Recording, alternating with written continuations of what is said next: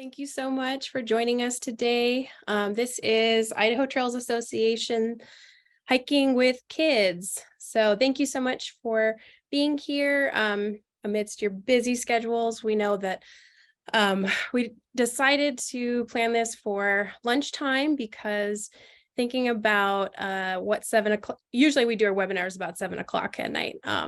Thinking about what 7 o'clock is like at my house, felt like maybe with kids, it'd be a little bit hard time to be doing a webinar. So we're hoping that lunch is better for you all, being parents or not. So thank you so much again for being here. Like I said, this is being presented by Idaho Trails Association. So I'm going to talk just a little bit about who ITA is and talk about some of our upcoming events, and then we'll get into hiking with kids. So ITA is a nonprofit organization.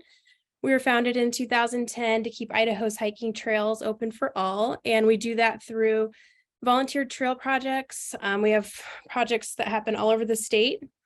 We teach traditional trail skills on those projects using crosscut saws and Pulaskis and other ways to maintain the trails. We do education and awareness about trails and leave no trace and other things like that. This is a good example of that, presentations like this. And then we also do advocacy and protection of Idaho's trails. So that's a little bit about who we are.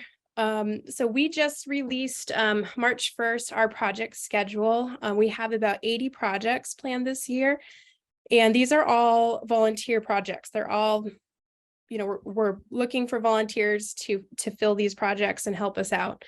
So we have projects that are one-day projects. We have week-long, weekend projects, all different lengths of projects, and some of them are really exciting. You get to fly in an airplane to get to the place where you start, or you jet boat in, or you get mules or horses to pack you in. So there's a lot of really awesome options. If you're a hiker and you like to hike, this is a really fun way to give back to trails and meet some new people. And yeah, so like I said, we just released our project schedule for our members, and then tomorrow it's opening for the general public, for anybody. So if you're interested, go check it out tomorrow when it's open for everyone. And yeah, we have some really cool projects open still. We have youth projects for kids ages 14 to 18. So if you know anybody, we still have a lot of spots, volunteer spots open for that. We do women only projects with our Women in the Wild program, veterans, family friendly. And we also are doing a backpacking 101. I'll talk about that a little bit more in a few slides. So check it out. Our project schedule is on our website. So idahotrailsassociation.org. If you're in the Boise area, I just want to talk about, we are having an event at Payette Brewing this coming Monday. So 50% of tap room proceeds will go to ITA. So that's a great way to drink beer and support trails. So like I said, that'll be Monday from 6 to 10. Backpacking 101. So we have a couple different ways that we teach backpacking to folks. We have webinars just like this one. We're doing a 2-part webinar this year just because there's so much content to cover. So April 11th is our first one. That's going to be our usual time for a webinar at 7. And then April 25th, we're doing another like lunch and learn like this one. So, and yeah, we'll be covering all the basics, all the kind of, general things to know about backpacking. And then we'll also talk a lot about specific gear that's really helpful, tents and backpacks and sleeping bags and that kind of thing. So if you can make it to one or both, that's a great way to learn more about backpacking. And then we're doing a similar version of each of those presentations in person. One's in Boise at the library at Bound Crossing. That's April 13th. And then we're doing one in North Idaho, a 3-hour-long one.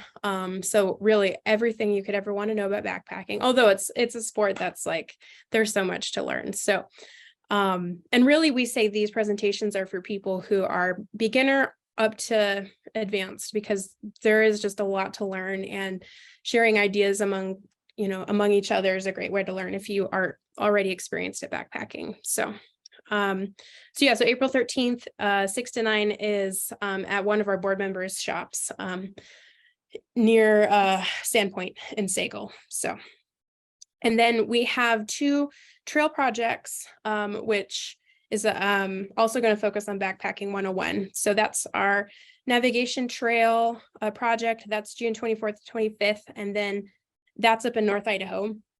And then Marsh Creek is the 15th to 16th. And I think that one is full, but we are encourage people to sign up on our wait list if you're interested, and frequently spots come open. People, there's turnover on our schedule. So it's a great way to learn if you're interested.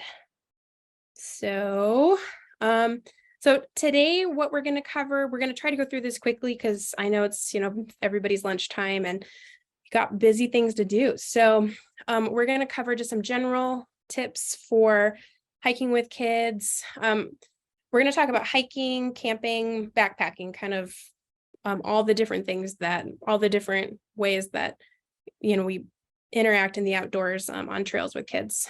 What to bring on a day hike and what to bring on an overnight backpacking trip or camping. We'll cover some camping stuff too. So who are we? I'm ITA's communications director, and I have a 2-year-old, and yeah, we love to go out hiking, backpacking, camping. So yeah, Mel, if you want to introduce yourself next. Yeah, hi everybody. Thanks for joining us today. This was our first noon webinar, so we're happy to see that we have some signups, and feel free to send us a little bit of feedback afterwards if you think things like this at the lunchtime hour will work in the future. My name is Melanie Vining. I'm the executive director of Idaho Trails Association, and that's me in the picture on the bottom, and those are my kids at maybe 8 and 10. They're 18 and 16 now, so I was really excited when Kelly had the idea to do this webinar because we started hiking with our kids when they were babies, around Kelly's son Leo's age, and it's worked out really well, and so just excited to share some ideas about bringing your kids along and getting out on the trails. Thanks for joining us. Thanks. And I'm Alexis Bennett. I'm the mom of that 3.5-year-old little dude with the stick. That's at Camel's Back Park. I'm an ITA volunteer and avid hiker around the area. And I started with my son really, really early when he was in the front pack, just walking around the foothills. So I'm excited to share some of what we've learned along the way too.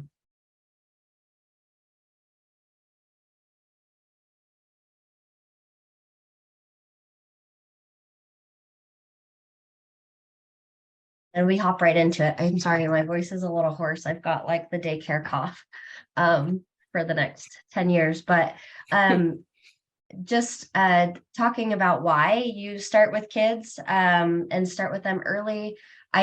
Especially after this, what feels like a really long winter, I'm really itching to get back outside and in the sunshine again. But I don't think it's one of those things that has to be fair weather. So it's really nice to just get outside. I think improve mood for your kids just as much as it does for yourself. Teaches them to enjoy nature. And then, you start disconnecting from screens or like your everyday busy experiences. And so you sort of like build that connection between nature and your kids, and then build that relationship, with your kids. I know my son gets super excited. We did the in-person hike and it was like 7 o'clock and he's really upset that we couldn't go hike immediately after. And so it just starts to build this excitement the more you do it and the earlier you do it.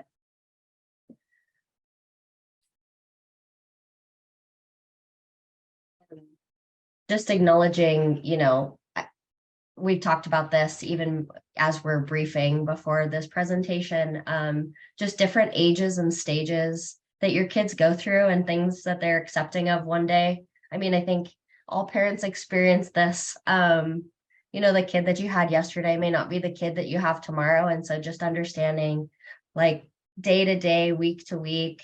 Their needs change, how they're feeling changes, and then just being willing to work with that. You may have like big plans for a big day out, but I think the important thing is just getting out and doing it, and then knowing that your plans will change. And we'll probably get more into that managing expectation piece as we go through this presentation, which isn't really a new parenting concept, but I think it really comes into play when you start to put yourself in sometimes difficult situations when you're out just in nature and things happen. And then I think Kelly touched on this a little bit too, but definitely open to feedback and questions as we go through this presentation. Feel free to hit up the chat, and we will address those as those come in. And then I'm guessing we'll have time at the end to do some live Q&A to talk through some of the additional questions that you might have.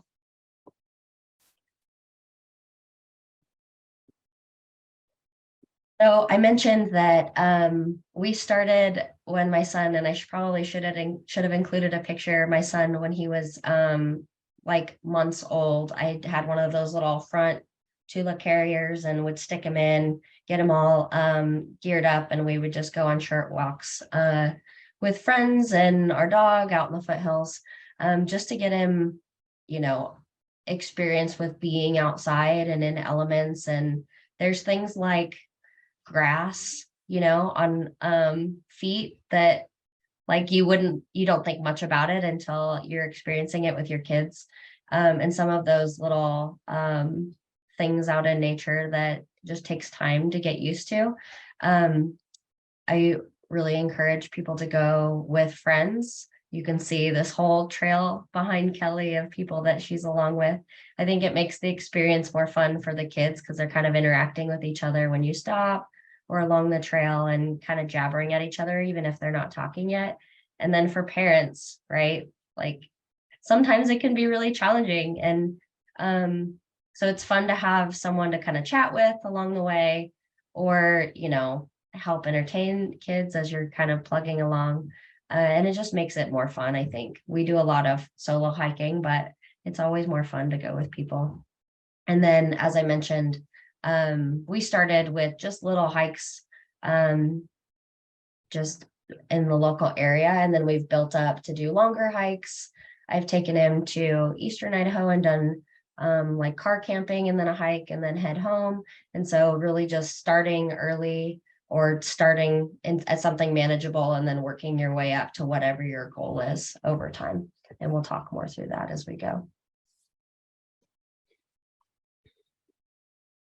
I think this is Mel. Sorry, I was muted. Typical Zoom move there. One thing, and I think Alexis mentioned this, is if you can, as your kids get older, when they're little, there is a little bit of, they kind of have a sense they're other kids, but I'd say like once our kids hit school age, kindergarten, bringing other kids along makes it really fun for them. If you can find a friend who hikes or, let them bring a buddy as they get a little bit older, it actually, I think, reduces the work, even though you have a little more planning if you have a few more kids along. But this is actually a picture of when we hiked into the Selway Bitterroot Wilderness. This is the Moose Creek remote ranger station. And we had some friends who were volunteering there and had their kids along, the two kids on the left. And so that was a neat destination. And, as you start building up to hikes, you can find that you can have these creative destinations, like, figure out if someone else is backpacking somewhere and you can go meet up with them, or you can, just find a destination. I'm great. I love doing loops and just backpacking for the sake of backpacking or hiking. But with kids, definitely there's like if you can say we've arrived at this place, or have something at the end of the day for them to look forward to, that's really cool. And this was a real treat for them because we were backpacking for a couple of days and then we got to spend a night and, hang out in a neat old cabin before we went on our way.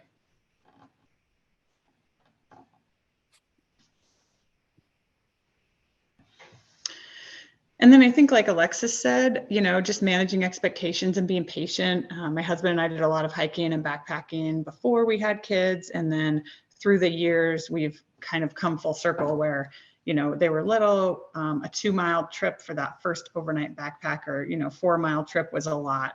You're carrying most of the stuff. Your kids are carrying very little, and they also like to stop along the way. So it's not a point A to point B excursion necessarily that you can time by your anticipated miles per hour of walking. But now we're to the point where, our kids hike faster than us for the most part. So it's a fun journey. And I think the big thing is just like acknowledging where you are, how old are your kids, what are their interests. Some kids like to motor down the trail, other kids want to discover things as they go. So just knowing your kids on any given day, tossing your agenda, providing probably double the time that you would normally provide without kids. And then if you surprise yourself and make better progress or go faster, that's great. Schedule in lots of breaks. This is actually on our way out. We were probably 2 miles from the car. And at that point, I was like, well, let's go to the car. But it was at the end of a week, and but it was hot and the kids were tired. And so we sat down, we had a snack. We have a kid who can fall asleep at the drop of a hat, and he does. And this was him taking a little nap before we headed back to the car after a week trip, and we were 2 miles away. So it was really a time that we had to be a little bit patient. And it made that last 2 miles a lot more fun for them instead of feeling like they were on a forced march.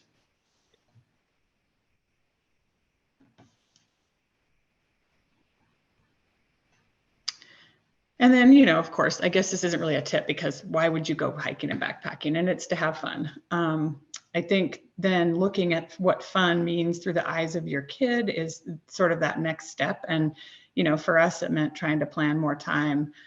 They like to hang out in the tent. Tents are cool. You get all your sleeping bags in there, and you get some games or some cards or some books, and that's fun for them. Whereas, on an adult trip, you might be still out exploring, or if you're, a fisherman, you might be out fishing until dark. Kids kind of like that fort experience. So we ended up spending a lot of time in our tent at times, especially if it's raining, bringing those games. I think in one of the slides I said, throw away that book you've always wanted to read. If you're really busy and you're like, man, I'm going to finish my novel on my backpacking trip, focus on the fun kids books, or maybe don't expect to have too much time at night with little kids reading quietly in your tent. And then just having that time, we bring dogs a lot when we hike, depending on the area you're in. I know some areas are, you have to have your dog on a leash. If you try to manage that plus a kid, it could be a little bit of a test of patience, but it's fun to be able to bring pets, throw sticks in the lake, and, just let everybody play. And then we found certain trails that have some really great bridges. This is the Selway River Trail. And there's a really awesome swimming hole if you're ever there in July, August, or September when the water's at that right level, and have spent hours just jumping off that bridge. Water is a big one for a destination for kids. They love to play in the water and swim, and so do a lot of us too, but they like to, our kids really love that if we can plan swimming into a trip, or fishing now that they're older. I put sing songs on there. We went on a hiking trip, a pretty long trip in the Selway Bitterroot with some friends, and they had a college-age daughter who was awesome. She had riddles and songs, and if you're not that parent who likes to play games along the trail, maybe figure some out before you leave. It can pass a lot of time with a kid who's between like 6 and 10 who gets kind of bored, and they're, midday. That can do a lot for their mental state and yours if you can do something just like on a long car trip to pass the time.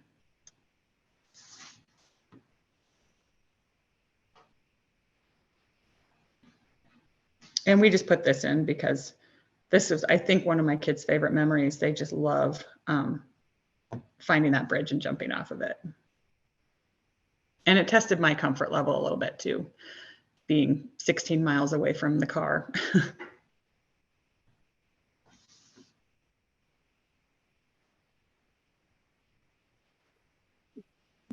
There he went. And that was a particularly hot trip too. So those swims can just, bring life back into your kids and you. We were on that trip, it was unseasonably hot, and it was July. We ended up hiking early, like 6, 7 daylight to about 10 or 11. And then we'd take like a 4-hour break in the middle of the day. We'd swim, we'd eat, hang out in the shade, and then we'd finish our hike to our next camp spot that night. So that was a good strategy for us. Whereas probably if I was alone, I would have wanted to just sort of grind it out so I could relax. But having that swim midday and trying to plan water stops in was pretty huge. And then Suggested hike distances, again, this is like just a guideline, you know, up to three and up, under you know, probably a mile, or if you're on a trail that's a loop, maybe you've got a little bit of extra leeway. You can go off on in another direction if they're still doing well. I found that when our kids hit 4 to 6, since we had been hiking already, that if we were patient, we could do a 5-mile hike, no problem. And by the time they hit 7, it's more kind of their mental state and making it fun. I think physically they're pretty able to hike pretty long distances during the day. It's just more about making sure that they're still having fun and you're not, you know, dragging them along. We have been a little overambitious on certain hikes now that I look back, but for the most part, it just meant slowing down, knowing we had enough time, not pushing against like weather or, you know, making it imperative that you get to some camp spot or you're going to be sleeping in the trail. So they can do those longer distances. I think just building in an alternative plan if they're just sort of mentally done. And then 11 and up, I think they can go as far as an adult can go. We started maybe about 11 or 12. They started carrying almost all their own stuff. Before that, we would give them bulky things like their sleeping bag. And we would carry most of the heavy stuff on the trip. But yeah, now we load them down with more weight than we have if we can. So it's paid dividends in the long run.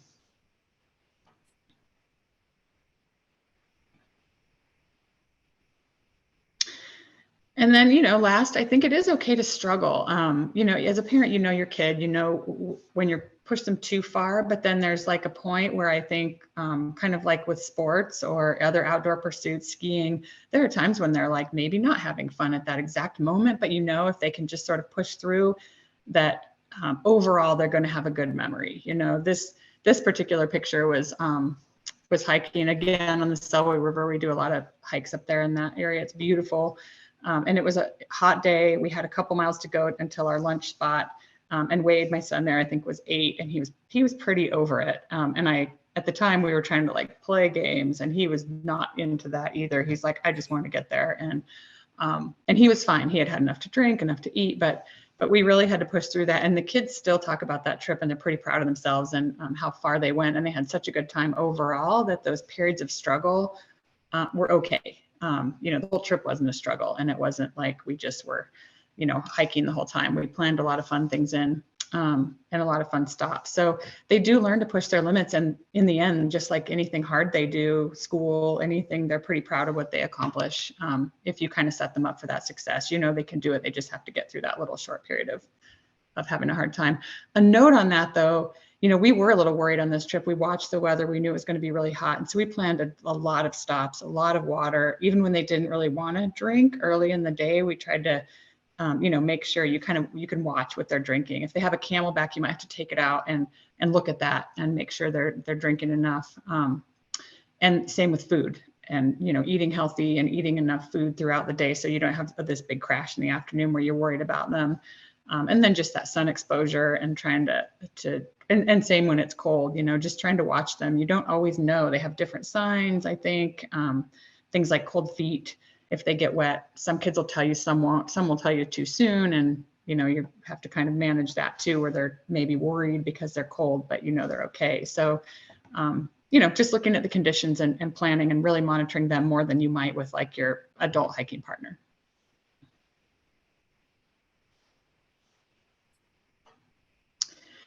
And treats.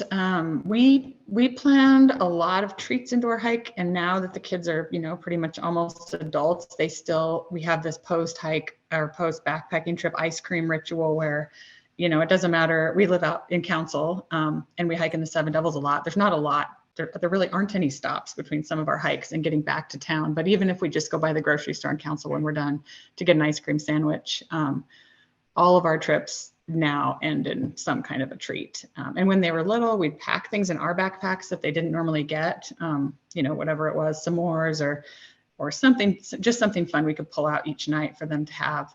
And, there's all this really great hiking food that's super healthy, but it's fun to be able to pull out some junk food too for them at the end of the day, or let them help pick backpacker meals. I know they're really expensive, but going to that big wall and like REI or somewhere, it's sort of a novelty to them. Some of us might be like, oh, a backpacker meal, I rehydrated biscuits and gravy, but but I know our kids really liked picking out their own meals for those trips. And it can be a treat to let them pick that out. Maybe you prepare the rest of the stuff yourself to save some money, but treats are a big part of kind of now what we do when we plan a backpacking trip or a hike.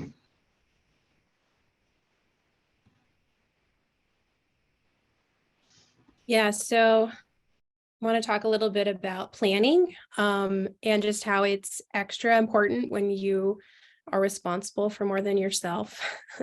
I know that my husband and I, we used to just like take off in the car, be like, we're going to go hiking somewhere. We'll find a trail along the way, or we'll take our map and pick a trail out as we're driving. And now we definitely can't do that anymore.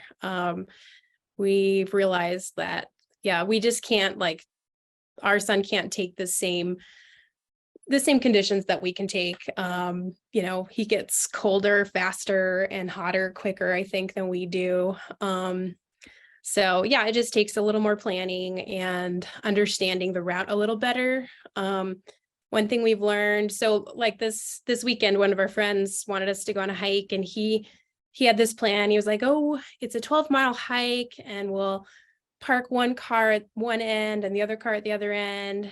And we started thinking about it, and we're like, yeah, if something goes wrong, like, we can go back to, the first car, but it's a little bit more like you're stuck on a hike like that. 12 miles is pretty far for us, carrying our son sometimes, and sometimes he's walking. So I think it's just kind of understanding your limits. Sorry, there's a cat tail in my screen.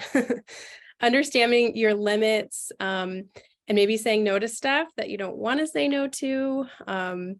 So we ended up doing like 6 miles this weekend, which was a little bit more manageable for all of us. And yeah, I think it's just like it was said earlier, managing expectations and knowing like you maybe can't go as hard as you used to before you had a kid, because at any point, like, my son's a pretty good hiker, and he's very he's pretty easygoing, but every now and then he gets mad and things don't go well, and we have to turn around, or we realize, okay, this just isn't happening today. It's not working out. So we're going to have to turn around. So sometimes it means choosing a route that's a little bit easier to turn around than doing a long loop where you're stuck at one end, maybe. For nighttime, one thing I wanted to mention is just, making sure you're checking those nighttime temps. There's so many places in Idaho, it's like it can be super warm and great in the day, and then at night it gets way cold. And for us, it's maybe not a problem, but for our son, it's like we always, especially when he was real small, want to make sure that we're not, taking him to some place that's really cold at night. So, or at least preparing for that, just being prepared. All goes along with planning more and understanding your limits more. So, and that kind of goes along with getting kids involved in the planning too. We're just starting to get to this stage where we're, able to like tell Leo, oh, we're going for a hike, and he gets excited. And, he doesn't really help us plan yet, but I hope that someday we'll be able to involve him in that. And he can help us plan, we can give him a couple options and say, we could do this hike or this hike. What sounds fun to you? And yeah, that goes along with helping kids to read maps and teaching them how to, how to understand not just your phone. Maps are still very, very relevant, paper maps. So, and Mel, I don't know if you want to speak to this too, about being honest about how far it is. You have a lot more. Right now, we don't, Leo doesn't know what we're telling him. We tell him, oh, we're going to be there soon, or, it'll be just a little bit more, but, he's used to hearing that and he doesn't really know what that means. So, but for kids that can understand maybe miles a little more, do you have anything to add about that? Yeah, I mean, I think about maybe when the kids are 10 or 11, they wanted to start seeing the map. And this was, that's in that picture is our son Wyatt. I think he was probably 10, and he had, had the Forest Service or the quad map out planning the trip. And it's tough. Like, I'm kind of like, I'm going to hold the map and I'm going to look at the route. And, but taking the time to stop and like spread it out and look at it, and here's where we are. You can teach them about topographical lines and and elevation gain, and then they get to kind of see it, and then they walk that section and you can stop and talk about it. And they can really develop some cool skills out there, and it does take more time, but they started asking, you know, how far is it? And at some point, yeah, they don't have a concept of what 5 miles is, but you can talk about how far, like, well, we're not going to be there by lunch, we're going to be there by dinner, or, you know, and then they have their watch, or now I guess their phone. I mean, this was, none of us had smartphones, and no Gaia map when we did that hike, but even if they have to follow along on their phone, I mean, they can learn a lot about those mapping applications. And if they, you know, they're out there, no cell service, but they can learn to use the GPS function. But it is pretty cool to have a paper map and have them kind of mark on it and trace where you're going and where you've been. So I think the big thing as they get older is just that they know, you know, we used to, like Kelly said, when they're 3, you're like, just a little farther, but that's just about as much as they can understand. And as they get older, it's like, yeah, it's an all-day hike. We're going to be there at, you know, for dinner. So just so they know, I think at some point they start to not trust you. My kids have said, how many times have I said it's another half a mile? And now they're kind of like, just roll their eyes. And so they want to know.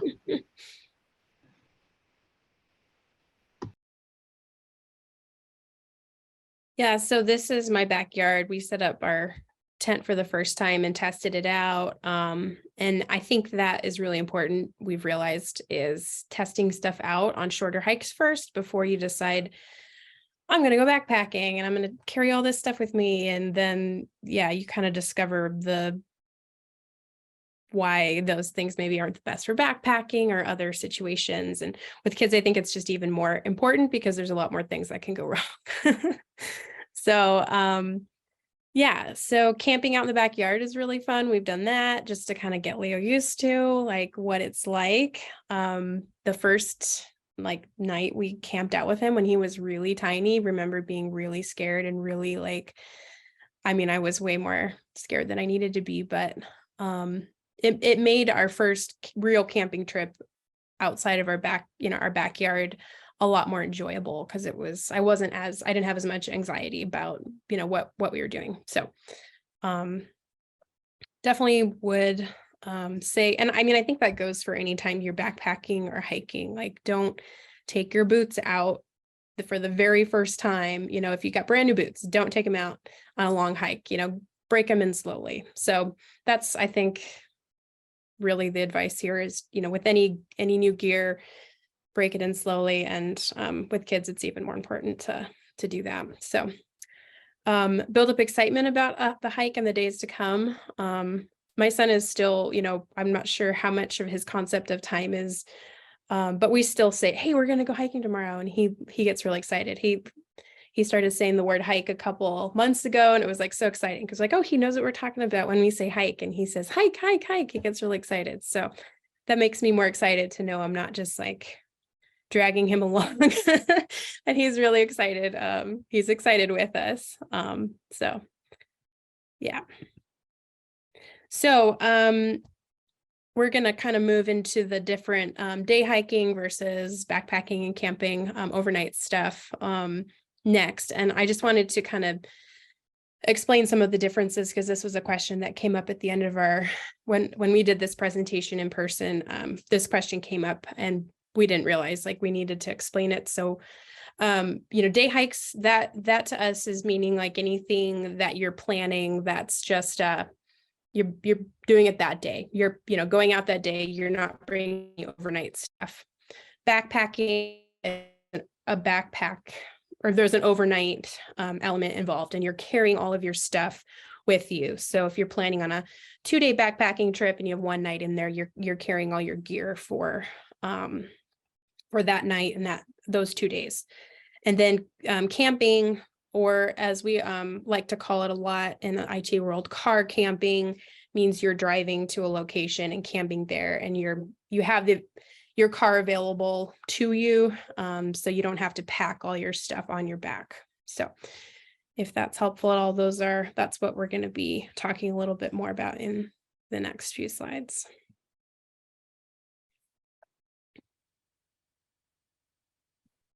Okay. And then as far as what to bring, I think Mel touched on this already. Maybe you want to chime in too, Mel. But just all of the things, especially for kids that are not 3 and under and have like their own whole pile of gear, expect to bring the same things that you would bring for yourself, right?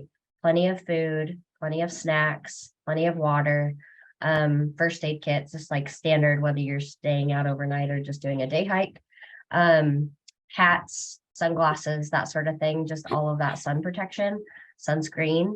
And then same as we've all experienced this, where you've gone out, maybe you've made that mistake of going out with new shoes, or you don't have the right socks, or your shoes are kind of worn out, and so you're sliding all over the place.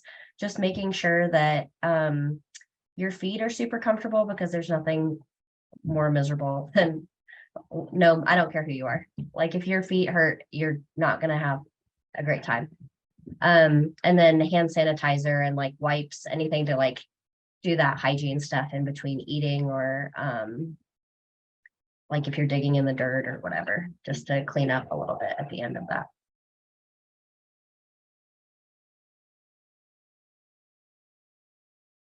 And then no surprise, those younger kids just have a lot more gear, it seems like. Packing the same sort of things that you would for older kids, in terms of like snacks, shoes, especially when they're learning to walk, or they're kind of still like maybe wobbly, just having some shoes with like closed toes, so that they're not getting rocks and sand in there and then getting frustrated by that. And then some traction. I know some of the kids' shoes kind of can be a little bit slippery, or like not have a lot of traction on the bottom of them. So try to look for some good tennis shoes if you can't find hiking boots that have a little bit of traction, just so that when they are getting out to walk, they're not sliding everywhere and then it's miserable and falling and just making it more challenging than it needs to be. And then Kelly mentioned this too, just that weather element. They get warmer faster, they get colder faster, and just making sure that you have enough layers in the event that that happens. This hike, in the picture, this was just serve a day, and it was a mostly, like generally good day. I think this was at the end of the fall, or not at the end of the fall, but kind of that like shoulder season. But it can get really windy through that section. And so the higher up you get and the more exposed it is, it got pretty chilly. So you can see all of us are in long sleeves. We've got a couple of coats. I probably should have brought a beanie here, but I mean, it was still kind of like nice out, but that wind just doesn't feel good. So just making sure you have enough of that protection to kind of adjust to whatever you're encountering while you're on the trail. And then in terms of like carriers, and I don't know, I've got like a pile of gear behind me, but you can use just those general like soft carriers when you're starting out. And then as your kids get heavier, just transitioning to that fully supported, like with a frame carrier. So you're not just putting all of that weight on your body, you have a little bit of support too.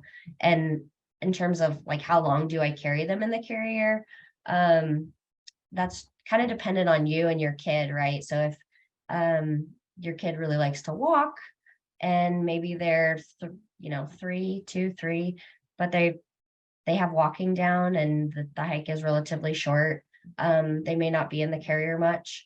If your kids are heavier, like I think both Kelly and mine are, it can start feeling like quite a lot. And I think those same rules apply when you're thinking about backpacking and the weight you would carry.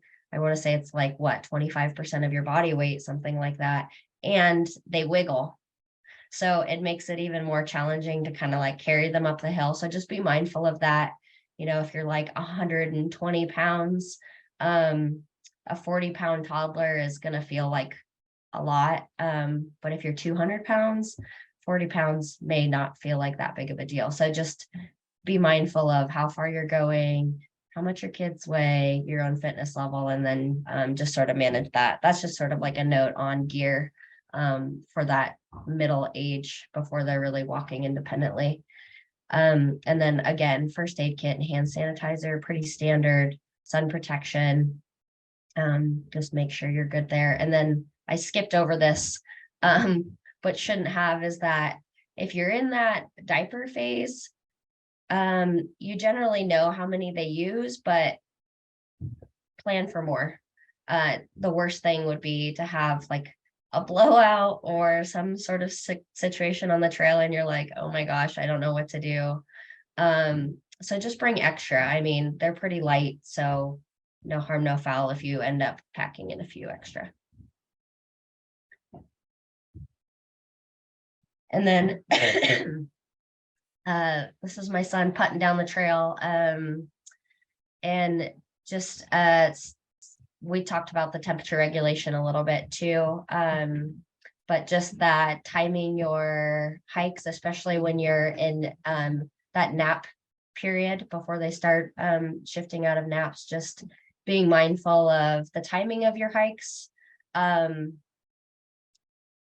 If you have a kid like Mel's that will fall asleep at the drop of a hat, like on a backpack or, you know, in the car on the way there, on the way back, you can kind of get away with being out on your day hike with your kid during nap time. But then there's also kids that, you know, maybe will not fall asleep and they'll have a meltdown. And so it's best not to be, just make it easier on yourself by planning around that, knowing that, you know, it'll make it more challenging. It'll make it more challenging if you put yourself in a more difficult situation than you need to be. And then just with temperature, just making sure in the heat of the day in the summer that you're not out, you know, in the afternoon or late afternoon when it gets hot here. About 5 o'clock is like the hottest time of the day, which can make it challenging for people who are working, but just trying to get out on those morning hikes just to make it easier on yourself and your kids. Okay, so I'm going to talk a little bit about overnight, what to bring. So real quick, I want to share a fast story. I'm part of this Facebook group called Backpacking with Babies and Kids. And it's a really good resource. A lot of people post like stories and things about, you know, what worked for them. So, you know, there's just a huge variety of different things that work for different people and whatnot. But somebody posted a story, I don't know if it was recently, maybe a year ago or so, about a trip they took, a backpacking trip they took with their kid. So the picture actually was their kid in the hospital. And they had like extreme diarrhea. And what had happened is they took hand sanitizer, they didn't have soap or something, and they used just hand sanitizer the whole trip. And apparently they got some kind of really bad bug, and that hand sanitizer doesn't wipe out everything. So they were really encouraging people to take soap and make sure you're washing your hands at least every other time, that you would, instead of using hand sanitizer the whole time, take soap. So to me, that was a really good reminder. I know that, but I don't always do that. It's easy to be like, you know, after you go to the bathroom or other things, it's easy just to use hand sanitizer if you're not super near a water source, but it is really important, especially for kids that are more vulnerable maybe to diarrhea and other bugs that can't be wiped out. I think that's pretty extreme that a kid would end up in the hospital for that.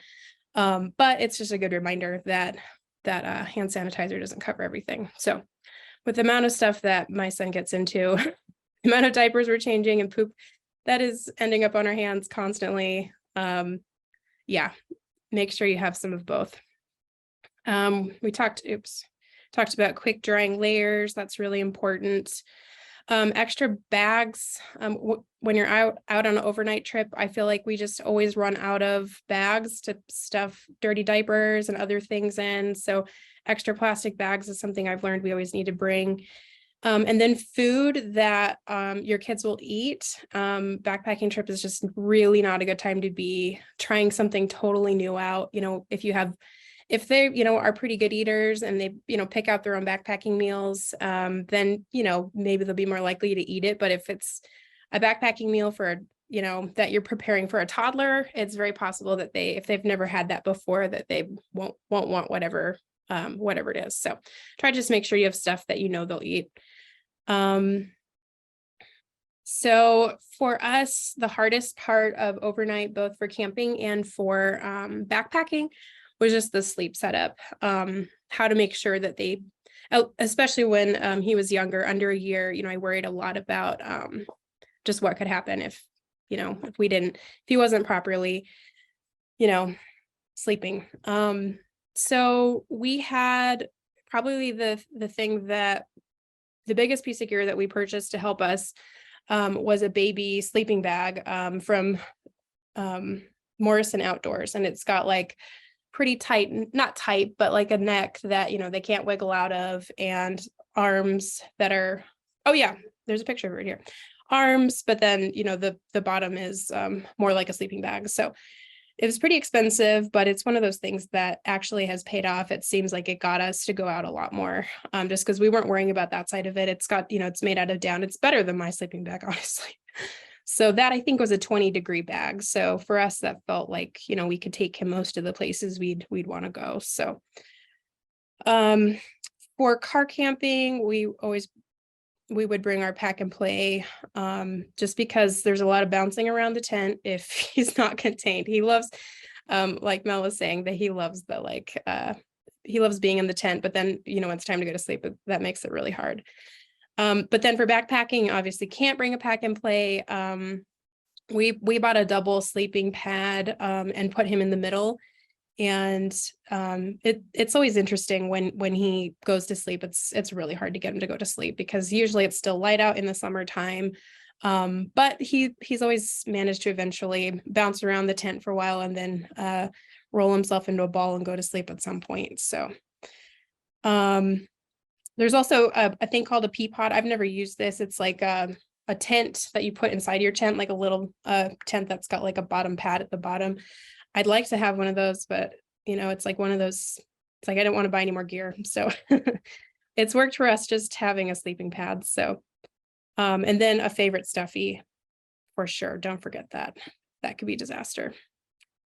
A few other things. I'm going to try to go through this quick. We have a little USB powered fan that's really nice when it's hot out, because you know, when you're going to sleep and it's still light out, that the tent is still pretty warm usually.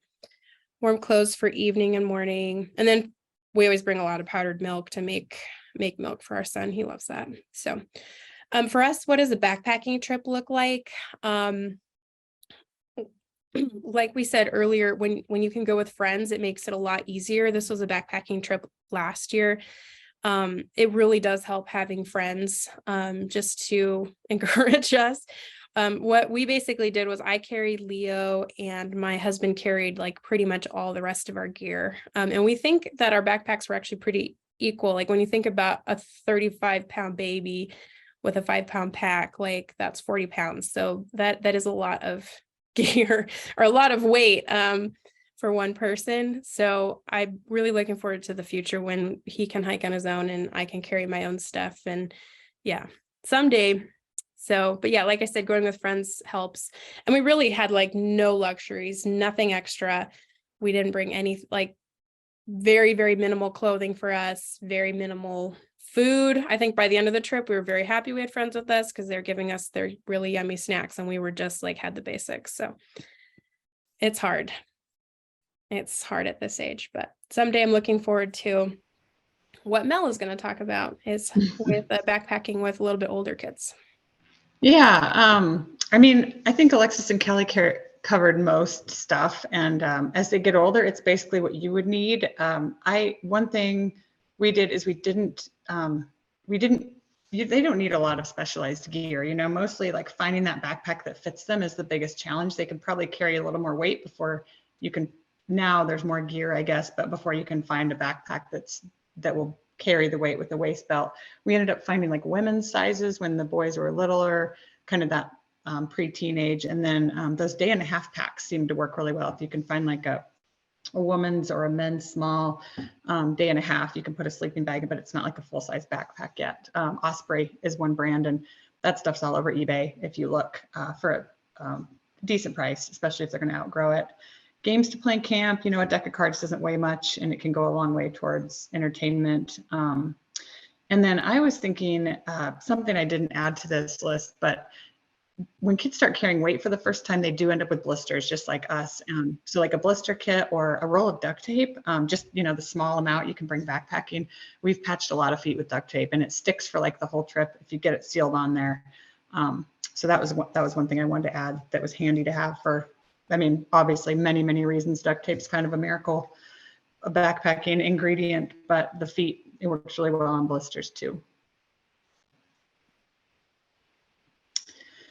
And then again, we kind of touched on this, just making camp fun, like spending time, just hanging out, playing games, eating snacks, all that is really important. And what they remember, this was probably a 2-hour game of a game called Skip-Bo by the makers of Uno, and our kids love it. And we end up having like Skip-Bo tournaments on these backpacking trips still when it's raining or we have downtime in camp.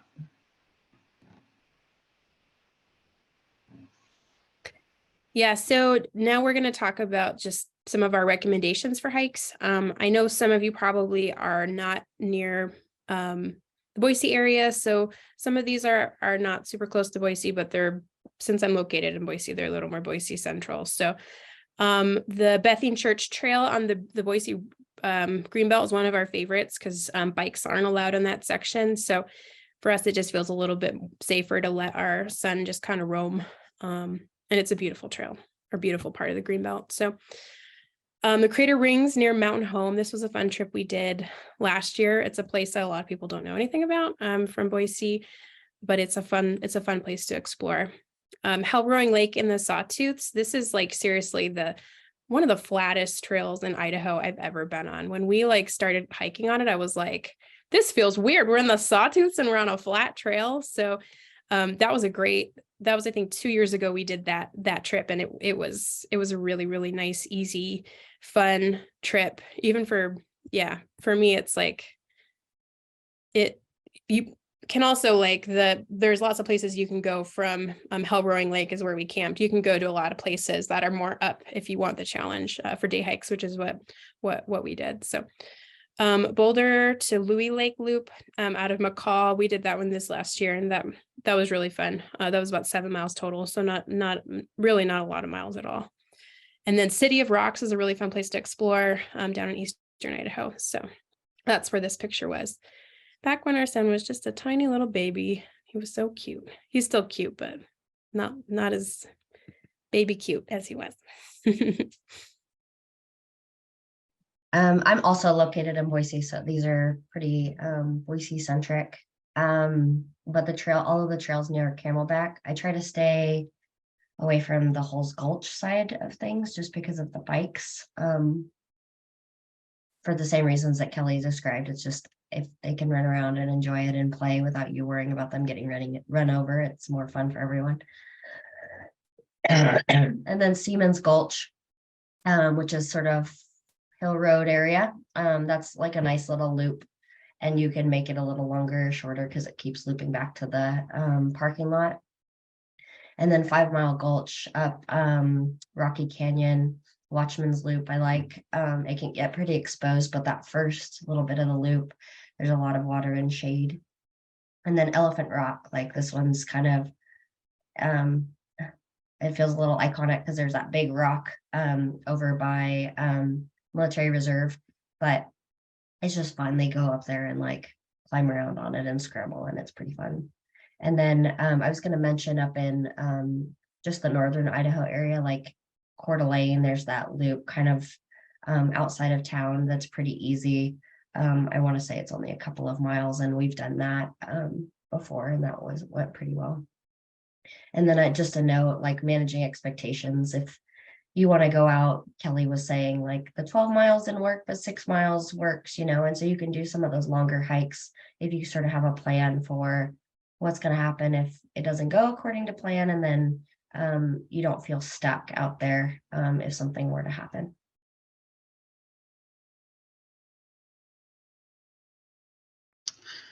All right, just a couple of our favorite hikes. We're in Council, so these are all fairly close to either Council or maybe a little bit north. Josephine Lake is a nice one just north of McCall off Warren Wagon Road. You can get there by hiking up. Basically, it's like a dirt road, and then there's a trail for the last little bit of it, and that's a really easy one for kind of all ages. the Grass Mountain Lakes, Coffee Cup Lakes, that's off the Brundage, the road past Brundage, I guess it's called the Goose Lake Road. And that's a great one because you can go 2 miles to Grass Mountain. It's a great place to backpack into and spend an overnight. And then you can go on to Coffee Cup Lake if you want a little farther hike. We really like Rapid River in the spring, especially. You can access the, it's just south of Riggins, and as early as like March, some years, maybe not so much this year, or April, you can hike up there. If you hike up that main trail about 3 miles, there's a really cool grove of Pacific yew trees, just a fun place to camp in the spring when you're just first trying to get out. And then the Selway River, you can access off Highway 12 out of Kuski, Idaho. And it's awesome because you can hike in like 3 miles to a really nice camp spot. And you can hike, it's like a 50-mile trail. So you could keep going and go as far as you want along that river. And there are just tons of nice camp spots, sandy beaches and groves of trees and places to swim. And then last, Ruth Lake was a fun one we did last year. It's a pretty challenging hike, but our kids are at that age now and that's them at Ruth Lake on the right with a friend of ours, and that they can kind of go wherever we can make time for. Our biggest challenge now isn't so much distance as finding time when they're not busy that we can all go on a trip. So it's sort of, like I said, come full circle where we're not thinking about distance and elevation. Is it going to be too hard? It's like, how many days do we have to get away? And can we do a fun trip in 2 days or, whatever our schedules will allow? So lots of great hikes. I mean, that's why we're in the business we're in, because Idaho is full of awesome trails. So if you can dream it up as your kids get older, you can go explore it. Yeah, it's so true. Like there's so many amazing hikes and there's so many ones that are good for kids. It's like, it's really hard you can't really limit any trail by your kids, because I think kids are really resilient. So anyway.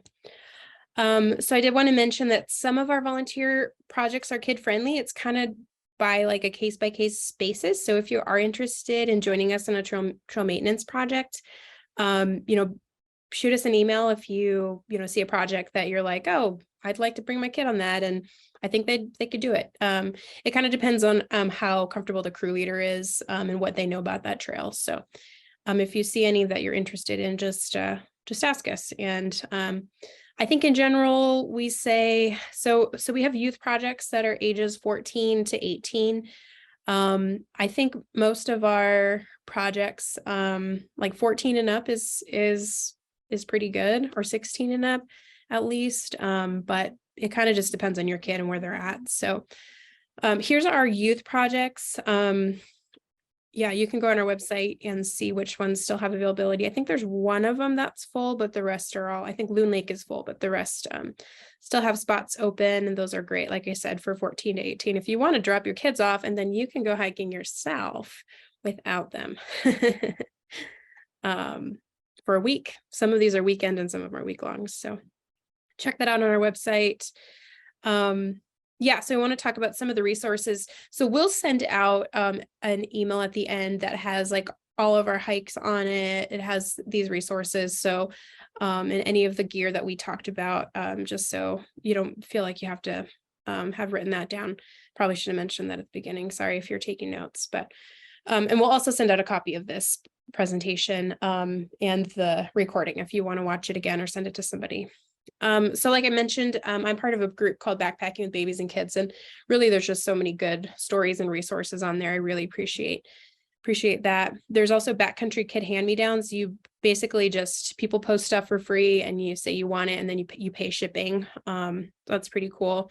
Hike It Baby Boise. I've never been on a trip with them, so I don't really know much about it, but it seems like they're a pretty cool group with lots of good opportunities if you're looking for some people to go with. Gear, obviously you can get good gear at thrift stores, Outdoor Exchange here in Boise. There's lots of buy nothing groups on Facebook. If you're part of those, we've gotten a lot of really amazing gear from groups like that.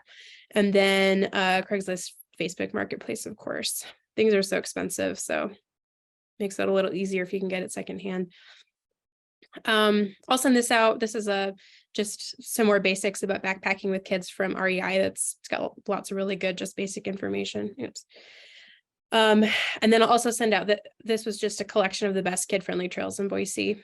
Sorry if you're not from Boise, but like I said, it's a little Boise centric because that's where two of us are from. So, okay, now we wanted to open it up to you guys for questions. We're open for whatever you want to talk about. Oh yeah, so Mel, I think had answered the question. So the Morrison Outdoors is the company that makes the I can actually pull it out. I have it right here. Little sleeping bags, down sleeping bags. So looks like this. Very cool. I'm sad. I think my son might be almost growing out of this, but they do make bigger ones. They actually just released, they make one size up from this, but then I think they released another size. So I think you can get them all the way up to like age 6 now, I think. So it's pretty cool. And then the pea pod was the little tent that fits inside of your tent that they can sleep in. If somebody had a question about that. Someone asked, what is your favorite trail game to play with younger kids, ages 4 to 10? Mel, do you have any thoughts on that? I think we played one, and I think one of our kids learned it from a friend, but it was basically like starting in the line, and you had to think of a word that started with the first letter of the alphabet, and we would change it up as they got older. You know, it had to be something they could see on the trail plant, but at the beginning it was just more to pass the time, and you know, A, and then the next person had to say that word, and then something that started with B, and just like that memory game, and on down the line. So that was one we played. And then I'm not great remembering riddles, but that friend that was with us, the college student, she had all of these riddles, and she could get the kids, this is when they were like maybe 8 to 12 years old, get them just thinking on those things, and she'd give them hints, and that can last forever. So you could probably look up some good riddles before you leave too. And then, you know, yeah, any song they like to sing. I wouldn't want to hear my kids sing the songs they listen to now, probably, but back when they were younger, there were some fun songs we could sing on the trail.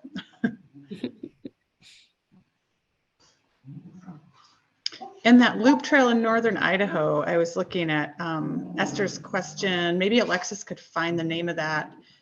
Yeah, and we could send out as a follow-up some information about those trails. I was just looking. It's Tubbs Hill.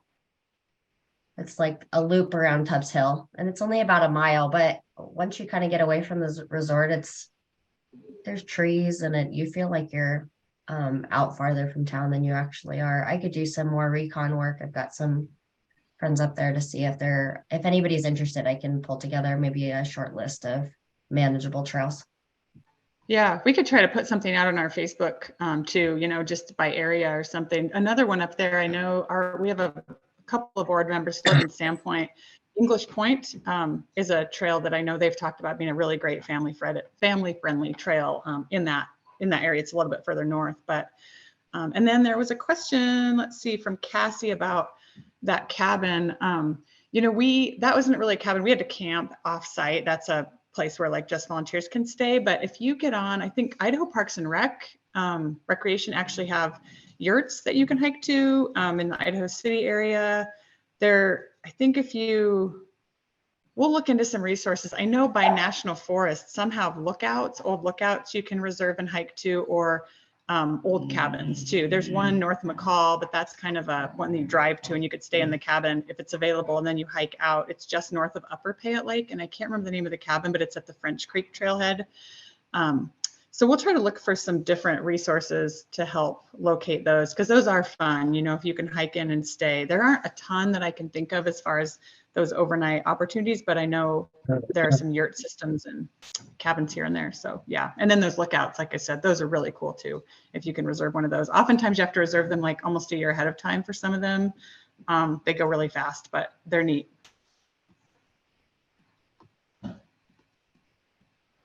I was gonna hop on Cassie's question. She's also asked about hiking solo. I mostly hike solo, so most of the hikes that I recommended are, I don't know how old your kids are, but all of those that I recommended, if you've got little kids, are good. For me, hiking by myself, the big thing is, and I don't know if you've got friends or like military spouses, you just let people know, 6-month-old, 4-month-old.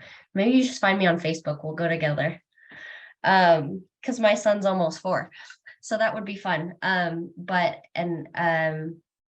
but all of those hikes around, I think, are easy to do, especially when you kind of got like a range. One you'll be packing, and then your 4-year-old can probably walk, especially if you've got like a buddy.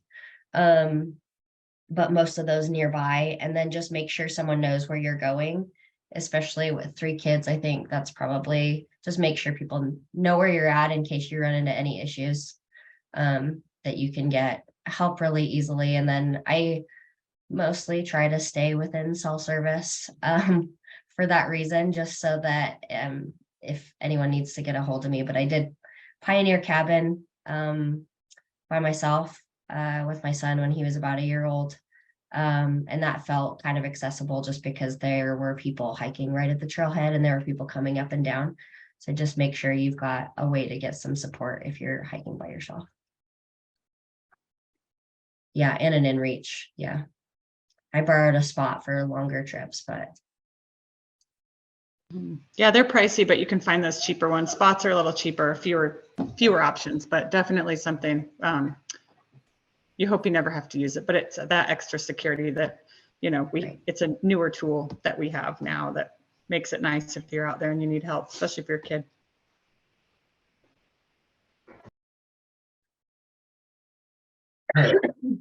Cool. Well, if you guys have any more questions, feel free to write us. You know, like I said, we're gonna send that email out, so I'll include our emails too. If you have any specific questions for either, you know, any of us, depending on our kids' ages, yeah, happy to answer them. So thank you all so much for coming, and we hope that you are inspired to get out. I know that, like, just for me, talking about it makes me go, oh, I want to do it more. So thanks for joining us, and thank you, Mel, and thank you, Alexis, for your time doing this webinar. Appreciate it. Thanks, everybody. Thanks for getting on the webinar today. Enjoy. Thank May the you. snow melt. It's snowing here, so ready for spring.